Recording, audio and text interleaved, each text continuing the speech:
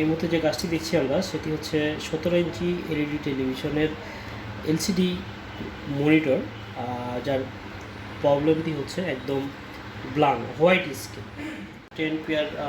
10 পেয়ারের হচ্ছে প্যানেল, 1920 ফরম্যাটের ইয়ে করে 10 জোড়া কেবল দিয়েছি। 5 ভোল্টের প্যানেল, সেহেতু 5 ভোল্টের জাম্পার আমরা এখানে ফিক্স করছি। অল ভোল্টেজ ফেল, তবে এখানে কম্পোনেন্টগুলো হিটিং হচ্ছে, এইটা হচ্ছে প্রবলেম। তো দেখতে পাচ্ছি স্ক্রিন স্বাভাবিক।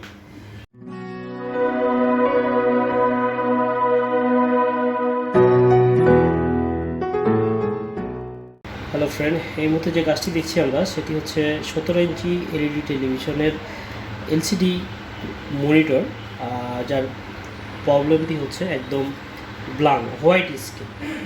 আর সাধারণত ছোট যে মনিটর এলসিডিগুলো আছে এগুলোর রিপেয়ারের ক্ষেত্রে সকলেরই একটু অনীহা থাকে, কারণ এর বিশেষ করে ডাটা শিট বা কম্পোনেন্টগুলো অ্যাভেলেবল মিলে না। বিশেষ করে কম সমস্যা হইলে আমরা কাজ সাধারণত অ্যাভয়েড করে থাকি। তারপরে যদি বেসিক আইডিয়া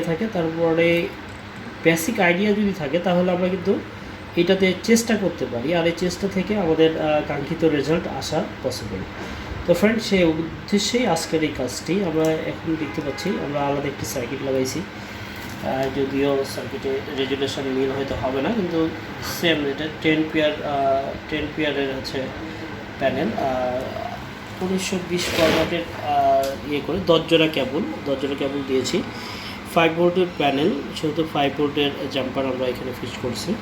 তো তারপর আমরা এটিকে স্ট্যান্ড বাই রিলিজ করলাম। ফার্স্ট সিমটমটি খুবই গুরুত্বপূর্ণ। আমরা দেখতে পাচ্ছি ফার্স্ট সিমটমে হালকা একটু বোঝা যায়, কিন্তু তেমন কোনো কিছু না, হোয়াইট স্ক্রিন হিসেবেই আমরা এটিকে ধরি। তো হোয়াইট স্ক্রিন অনেক কারণেই হইতে পারে, যদি ভিসিসি সাপ্লাই না থাকে তাও হোয়াইট স্ক্রিন আসতে পারে। সেহেতু আমরা এখানে দেখতে নেব ভিসিসি সাপ্লাই ইনপুট করছে কিনা। VCC supply 5 volt, accurate 5 volt. VCC 5 volt, আর এই 5 ভোল্টের পরে এখানে ফিউজের পরে যে অপশনগুলো আছে এখানে 1.7 ভোল্ট দেখাচ্ছে, এবং অন্যান্য সকল voltage missing 1.2 voltage, AVDD voltage,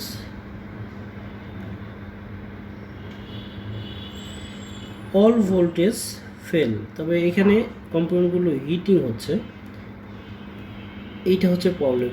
একবারে সকল ভোল্টেজ ড্রপ, মেইন যে ভোল্টেজটা আছে এইটাও এখানে ড্রপ হচ্ছে, আর এইখানে ফিউজটি ওভার হিটিং হয়ে আছে।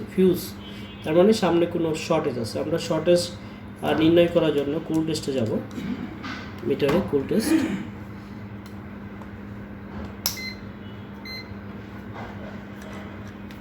টেস্টে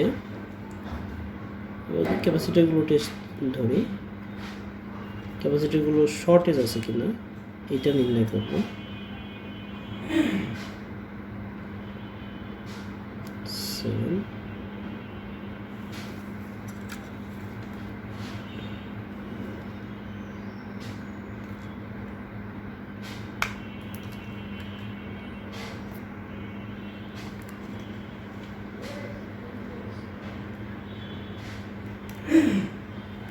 এইখানে আমরা মান দেখছি 18 মানে মোটামুটি শর্টেজের পর্যায়ে পড়ে। আমরা এখানে বিফ ইয়েতে যদি দিই তাহলে এখানে এটা বিপ করছে, তার মানে এইটা মোটামুটি শর্ট দেখায়। আর এইখানে আমরা দেখতে পাচ্ছি একটু এক কথায় যদি কোনো ক্যাপাসিটার লিকেজ হয় বা বাস্ট হয় তাহলে আমরা এই ধরনের সিমটমগুলো দেখতে পাই এইখানে। তো এই সিমটমটি মোটামুটি আমাকে করছে যে এটা সম্ভবত শর্ট। আর যখন আমরা এটাকে বাজার মোডে দিয়েছি সঙ্গে সঙ্গে দেখছি যেটা বিপ করছে, এবং যদি টায়ার্ড মোডে দিই তাও এটা এইখানে মান দেখা দিয়েছে শর্টেজের।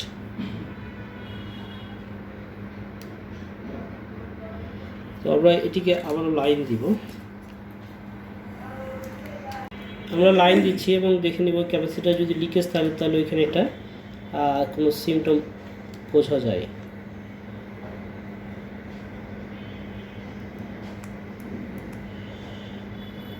প্রচণ্ড হিট।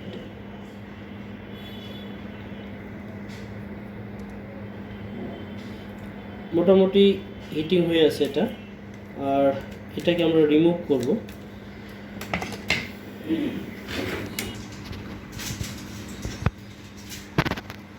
তো ফ্রেন্ড এইখানে আমরা ক্যাপাসিটরটি রিমুভ করছি এবং এটা খুলে আমাদের মান দেখতে হবে।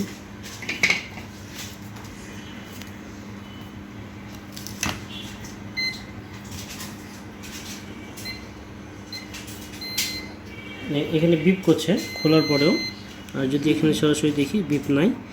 এবং এখানে যদি আমরা ডায়োড মোডে দিই মিটারে, তাহলে এখানে 428-এর একটা মান দেখাইতেছে। ক্যাপাসিটার একটা প্যারালাল কানেকশন করা আছে, এক সাইড নেগেটিভ এক সাইড পজিটিভ। আর এই পজিটিভে আমাদের ডায়োডের মান আছে 428। এইটা মূলত একদম ফুল শর্ট একটি কম্পোনেন্ট। আর এই কম্পোনেন্ট শর্টের জন্য আমাদের সম্ভবত এইটার কারণে সকল ভোল্টেজ ড্রপ।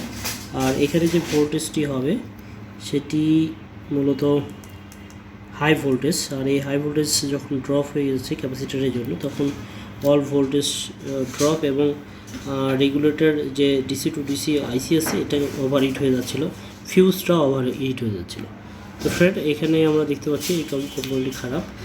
এইটা ছাড়াই যদি আমরা লাইন দিই তাহলে কি দেখতে পাবো? তাহলে আমরা এখানে ওইটা ছাড়াই কম্পোনেন্ট অবশ্যই লাগাইতে হবে। তার যখনই আমি এটার পর কানেকশান দিয়েছি সঙ্গে সঙ্গে আমাদের স্ক্রিন পারফেক্ট। এবং এইখানে যে ভোল্টেজটি,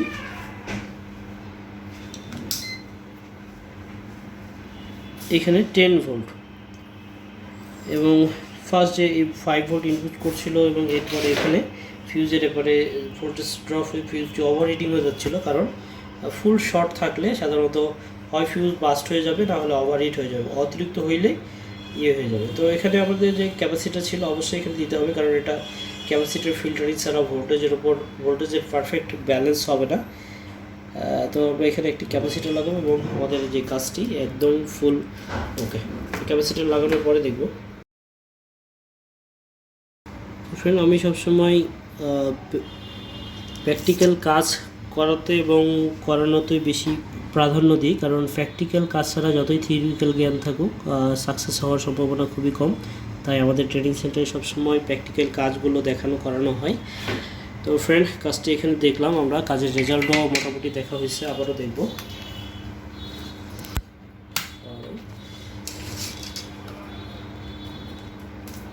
স্ট্যান্ড বাই রিলিজ।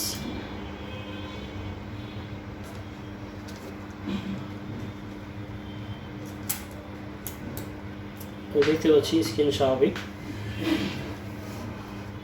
আর এখানে স্ক্রিনটি ওভার হয়ে গেছে, রেজুলেশন ফল্ট। অনেকে রেজুলেশন সফটওয়্যার রেজুলেশনের ক্ষেত্রে বিভিন্ন বিভ্রান্তি আছে। আর যারা ইউটিউবে যারা বিভিন্ন ধরনের টপিক নিয়ে টিউটোরিয়াল করে সফটওয়্যার ব্যাপারে সবাই সবসময় অ্যাভয়েড করে চলে। তো আমার চ্যানেলে সবসময় সফটওয়্যার আপগ্রেডের কাজগুলো দেখানো হয়। সামনে বেশ কিছু সফটওয়্যারের নতুন সলিউশন নিয়ে আসি। যারা আমার চ্যানেলের পাশে আছেন দীর্ঘদিন যাবৎ কিন্তু এখনও সাবস্ক্রাইব করেনি, তাদের কাছে রিকোয়েস্ট খুবই দ্রুত সাবস্ক্রাইব করে নেন। কারণ আমার চ্যানেলে সাবস্ক্রাইবে সবসময় যারা আমার ফলোয়ার আছে তাদের চাহিদা অনুযায়ী আমরা ভিডিওগুলো তৈরি করে থাকি। তাদের কমেন্টের যে ধরনের চাহিদা থাকে সেগুলো সবসময় সামনে নিয়ে আসার চেষ্টা করি। দ্রুত এখনই যারা সাবস্ক্রাইব করেনি দ্রুত সাবস্ক্রাইব করে নিন, আমার চ্যানেলের পাশে থাকুন। আর যারা নিজেকে আপগ্রেড করতে চান যোগাযোগ করতে পারেন স্ক্রিন নম্বরে নিজেকে আপগ্রেড করার জন্য। তো এই ক্ষেত্রে অবশ্যই যারা এই পেশাতে দীর্ঘদিন কাজ করেন, কাজে বারবার ফেল করেন, তারা যোগাযোগ করতে পারেন আমাদের ট্রেনিং এখানে প্রশিক্ষণের জন্য। তো দেখা হবে আবারও নেক্সট কোনো ভিডিওতে আরও নতুন কোনো সলিউশন নিয়ে।